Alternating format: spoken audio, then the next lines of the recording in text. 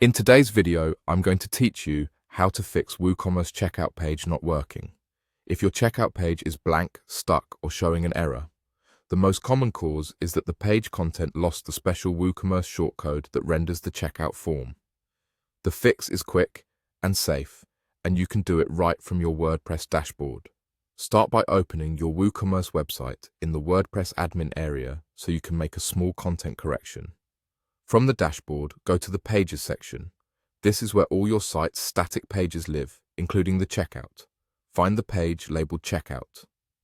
It might also be called something similar, but it's usually easy to spot because WooCommerce creates it automatically during setup. Click it to open the editor.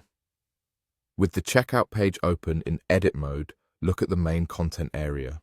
You're checking for a shortcode, which is a small bracketed command that tells WooCommerce what to display. If the shortcode is missing, altered, or wrapped in extra characters, the page won't load the checkout form correctly. What you want to see in the content is exactly this shortcode, WooCommerce but checkout.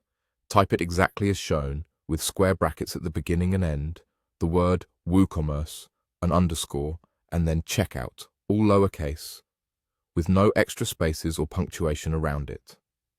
If you're using the block editor, you can place this inside a shortcode block so it sits on its own line. If you're using the classic editor, it can go directly in the main content field. The key is that it appears cleanly and by itself, since the shortcode is what tells WooCommerce to render the entire checkout process, including the form, order summary, and payment section. Once the shortcode is in place, your checkout page content is correctly defined. That's the core fix. When the checkout page loads on the front end, WooCommerce reads that shortcode and dynamically outputs the actual checkout experience your customers expect.